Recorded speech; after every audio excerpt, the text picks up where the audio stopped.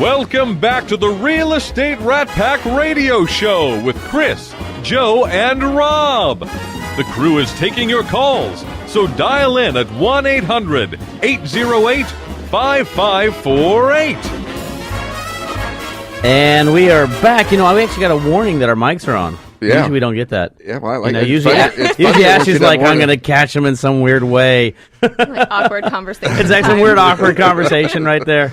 Well, because, on the break times, often the funniest stuff is during the breaks. That is correct. I would absolutely agree. But everybody kind of exited the room. So Nicole and I were continuing the interview without the benefit of being on the air. That is correct. But, you had a question for Nicole. It was basically, kind of a quasi-question statement about, the value of a realtor in the new construction transaction. And again, a lot of times you'll get a salesperson who really is a manufacturer's rep. I mean, they work for the builder, are kind of mitigating our position. Now, you come with special knowledge because you've been with a builder and you've been on the other side. So kind of talk about that what you talk with your clients about prior to even going out looking the first time. Yeah, I mean, if we're going out to see new construction, I always preface it with the fact that I am on their side. And I'd like to shout out to my mom. I love you. You work for a builder, so I. You need to shout out to your mom. I was about to say that right there. Yeah. Mom, I love you. Shout out. All good. But let me tell you what. Yeah, let me tell you what. Because that builder rep works for the builder, and they have their best interest and their margins and their ideas in mind, not necessarily always what the client is wanting or what the client needs. And they're going to try to sell them on a product. As a realtor, you're not really trying to sell your client on a product. You're trying to advise them on making a smart real estate decision for themselves. So I preface that with my clients. And then typically before I go out to show new construction, if I have a fairly good idea of what my client is looking for, I'm going to pre-visit with the builders and set the expectation that I will be bringing a client out so I can perhaps pre-register them so that there's no issue with that builder later on if my client decides to walk in, write a contract, and I'm not there. Because it does happen. I thought that never happens. It does happen. I've never heard of that before. So just making myself known, setting up a presence with those builders is really important. That way there's no miscommunication. There's no error there on who is representing that client. Yeah, and on the break you were talking about that there's some issues right now that you'd actually sold a house last November. And it's just now in the frame stage. And I was going like, wait a minute, we were supposed to be moving in this month. Wow. That is correct. So tell me what's going on there. Right now, City of Houston. Hi, City.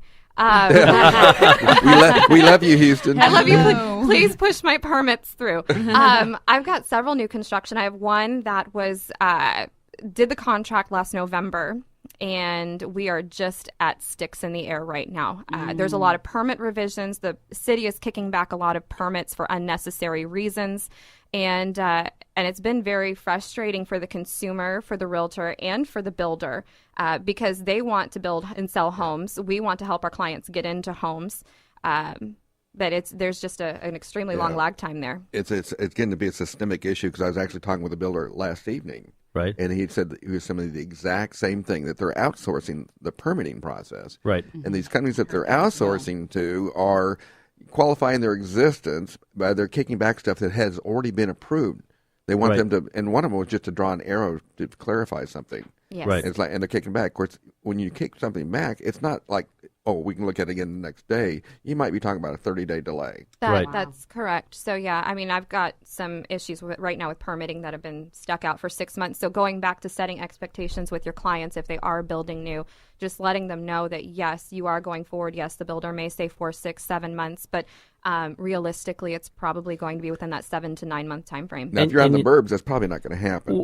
This is the side of the city. Well, not necessarily. I was going to say is one of the things, one of the things that's sort of unique we have here in Houston is, we talk about Houston, right? But Houston is a a lot bigger than just the city of Houston. You go down to Pearland, you've got different counties, you've got different cities, you have a lot of different aspects right there. If you're building along the Gulf coastline, anywhere, let's say below, if you're down 45 down to Pearland and Friendswood and all those areas right there, then you have all the windstorm. You have a completely different permitting process, Absolutely. a completely different certification associated with that building process. If you go too far north, you've got some different things. You go out in Katy, you've got some different things. So, one of the things that I tell everybody is it's not a one-size-fits-all. Correct. Because of all the different areas that you can be and build in. And some cities are faster than others. Some communities and municipalities are faster, and some of them are a lot slower. And a lot of it just has to do with how they're building and what's going on in that environment. So, Nicole, when they're experiencing this, what's the frustration level from your client's perspective? It's usually pretty high because they're either in leases or they have homes to sell and they're extending leases out month to month, which is costly, or they're having to go into apartments because perhaps their home is already sold. So we're having some issues, some difficulty there. We're having some double moves. We're having families put their belongings in storage, or they're moving in with family members. So making sure that expectation is set is vital. But there are generally, some things out of your control, period. Right. Yeah. I mean, you can't control how long permitting takes. And like you said, I mean, it's not just city of Houston. There are some areas in the Northeast that, believe it or not, some areas in Atascocita are city of Houston. So they have to go through that permitting process. So it is a citywide or an area-wide issue. I generally find the complaints from the man's perspective when he's got to move back in with the mother-in-law. That's the highest one, by the way. He prefers to put it in a pods and move on from there. It's also the same if for the lady you have to move in with the mother-in-law. I can imagine. Absolutely, Nicole. Yeah. Thank you for that. That's the one I probably hear the most is, do you realize if they don't get this thing finished in time and you don't get my financing done in time, I'm going to have to move in with my mother-in-law. Yeah. Well, because your average days on markets is so low right now. Right. And that people who are going to build new, and they go ahead and put their house on the market, and sometimes the builder won't start the house unless they know that person's got that house under contract. Right. Wow. And so therefore, they're kind of in a catch-22. Yep. Is that, well, I'm going to sell my house pretty quickly, Mm-hmm. and they're not going to be able to get finished for 7 to 8 months and maybe longer. And what do I do? The way it's working right now is the consumer, the buyer, is taking absolutely all of the risk right now if you have a home to sell and you're purchasing new construction. Mm-hmm. It's how it is. We're not here to dissuade people from doing this. No, it is. No. It's great. Yeah. As a real estate agent, I mean, if you have a good relationship with the sales consultants, with the builder reps, I mean, they really do help make your life a lot easier. They do the contract for you. They execute it for you. Right.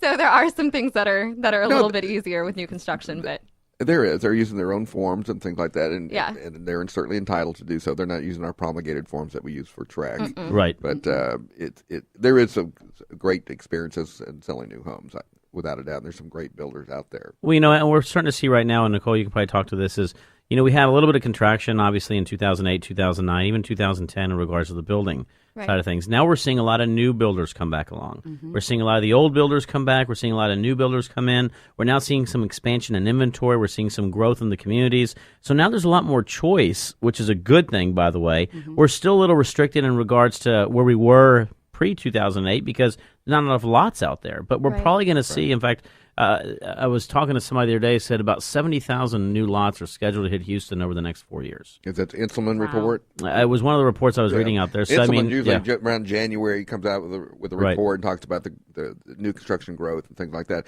But that brings us up to a thing that we were talking about before the show, was that you actually negotiated a heck of a deal on a brand new house.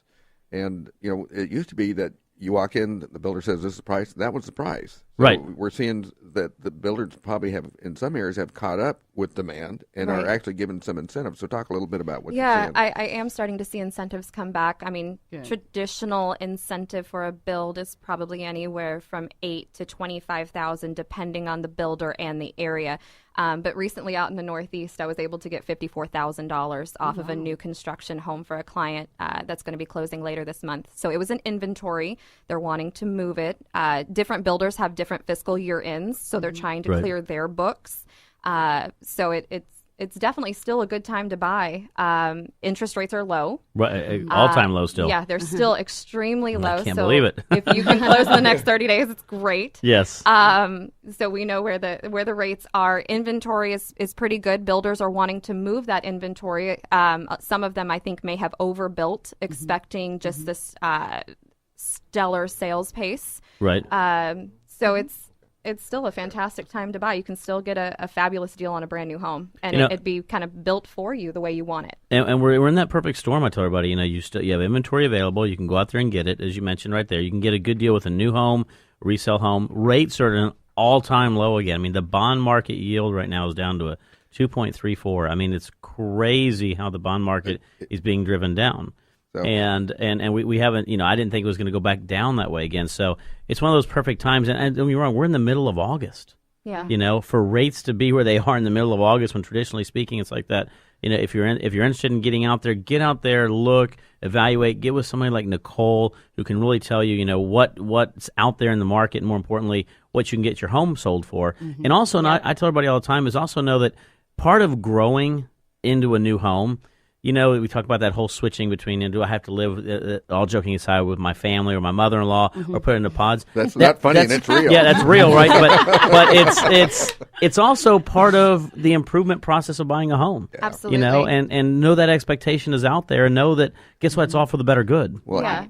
I deal a lot with a lot of agents, and I promise Nicole is one of the few agents going to be out there during the whole process with their home buyer, because a lot of them leave it to the salesperson. They said, "I'm done," and they show back up at the closing. Right. Mm-hmm. And that is not looking out for your client's best interest. No, I mean, I've done things like Skype showings and take photos for buyers that aren't able to attend their meetings and their walkthroughs, and kind of help them through that process so they feel comfortable. If they can't be there 100% of the way, I'm always there 100% of the time for them. And I can tell you, I work with Nicole a lot, and it goes even beyond that. I mean, we have a client right now. It's not closing until late September. Nicole's already on me about making sure the financing is done. Which, so almost at 2.3 rate for exactly. her buyer. But that's part of that great process, because it's not only understanding the process and on the building, but it's also all the third party people have to put things in place to make sure that when that home is ready, there's a smooth transition in getting into there there. Nicole, how can people get a hold of you? You can reach me through our brokerage website at www.dougerty.com. You can also find me on Facebook, Nicole Vaughn Lopez. My cell phone number is 832-549-5868. And if you have a beachfront property or a lakefront property you are looking to sell, let me tell you, the bikini open houses are a hit. Yes.